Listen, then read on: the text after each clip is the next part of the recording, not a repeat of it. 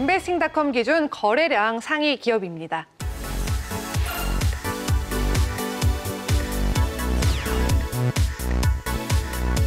미국 스트리밍 셋톱박스 시장에서 아마존 파이어 TV랑 어깨를 나란히 견주고 있는 로쿠가 인베스팅닷컴 거래량 상위 기업으로 꼽혔습니다.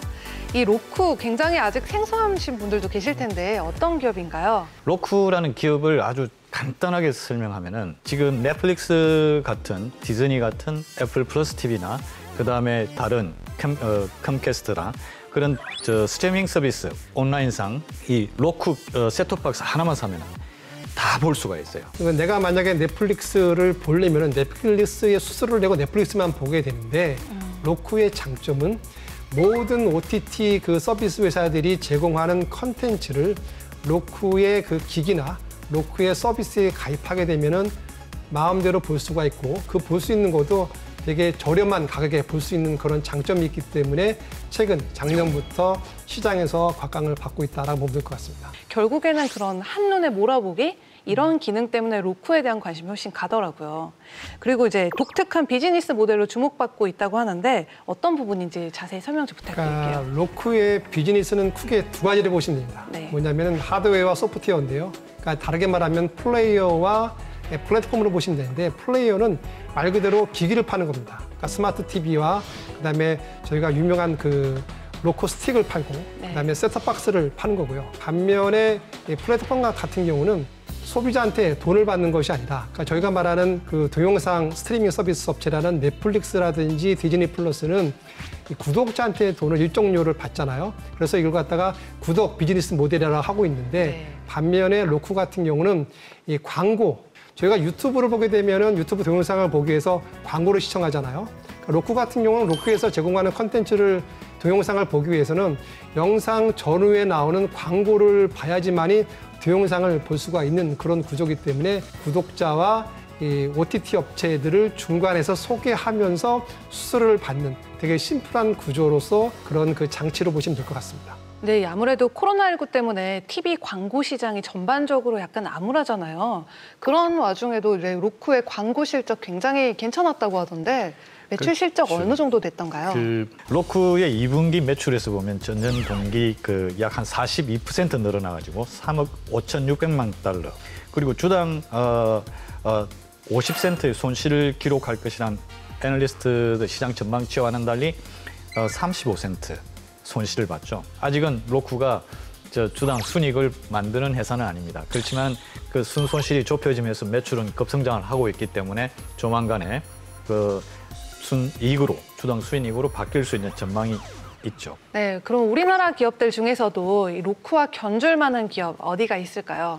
정확하게 비즈니스 모델이 같은 게 우리나라에 없는데 그 로쿠가 OTT 업체들의 콘텐츠를 소개하잖아요. 그래서 저는 이제 콘텐츠 회사를 하나 소개할까 하는데 그 제이 콘텐트리라고 있거든요. 근데 제이 콘텐트리가 그 좀 안 좋게도 2, 4분기 실적이 안 좋게 나왔습니다. 그러니까 매출액 같은 경우는 약 763억을 기록해서 전년 동기 대비해서 약 41.8% 급감했고요. 그리고 영업이익은 손실을 기록했는데 마이너스 142억을 기록했거든요.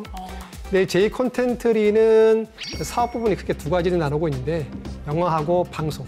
근데 방송에서는 실적이 좋게 나왔어요. 91억을 냈고 방송은 우리가 다 아는 부부의 세계라든지 많은 흥행작이 있어서 좀 실적이 좋았는데 반면에 영화 부분 같은 경우는 코로나19로 인해서 관람객 수가 약 87% 줄어들었고요. 결국에는 투자를 해서 영화관을 많이 늘려놨는데 손님들이 안 오다 보니까 영화 부분에서 많이 손실을 봤다라고 보면 될 것 같고요. 근데 3, 4분기가 이제 중요한데 최근에 코로나19가 재유행되기 때문에 과연 이게 어떻게 영화 쪽에 실적을 좀 끼칠까라고 좀 주의 깊게 봐야 될 필요가 있고요. 반면에 방송 같은 경우는 밸류 체인을 좀 재정비하고 있는데 이런 재정비하는 것이 속도가 얻는다고 하면은 방송 쪽에서는 2, 4분기 대비해서 좀 실적이 좋아지지 않을까 이렇게 보고 있습니다. 그럼 로쿠의 리스크 요인으로 염두에 둘 만한 부분 어떤 것들이 있을까요?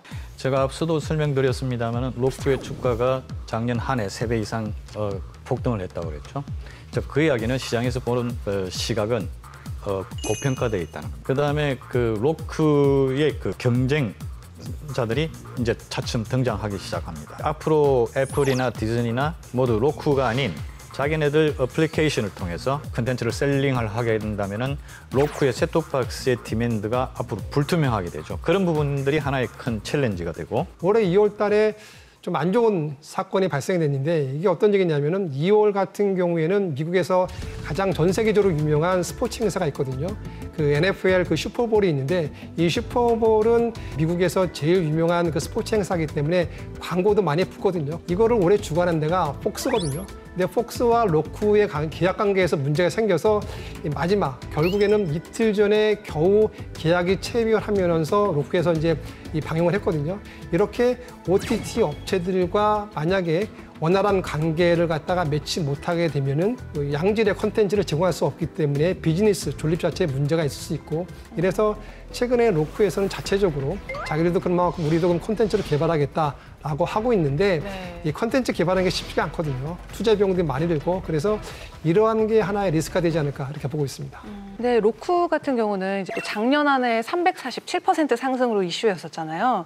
근데 앞으로의 전망은 또 그럼 어떻게 보고 계시는지? 그러니까 로쿠의 그 많은 비즈니스, 많은 매출이 플랫폼 요소잖아요. 네. 플랫폼의 또 기반은 결국에는 광고인데 글로벌 광고 컨설팅 업체인 AG와 그다음에 시장조사 기관인 이 마케터에 따르면은 커넥티브 TV를 통한 그 광고 시장이 올해는 70억 달러, 그리고 내년도는 100억 달러로 지금 커질 것으로 보고 있거든요. 이렇기 때문에 이러면 결국에는 로쿠의 광고 수입도 늘어날 수 있다라고 볼 수 있고요. 이러한 양질의 컨텐츠를 공생관계를 유지해서 지속적으로 끌고 온다고 하면은 제가 봤을 때는 매출도 늘고 그다음에 최근에는 손실도 감소폭이 늘어나고 있기 때문에 언젠가는 조금 약간 그 손실도 이익 쪽으로 돌지 않을까 이렇게 보고 있습니다. 방송 보시면서 로쿠에 대해서 더 궁금한 점이 있거나 이 기업에 투자를 해보고 싶다 하시는 분들은 카카오톡 채널에서 필살기 해외 투자를 검색하신 후 친구 추가해 주세요.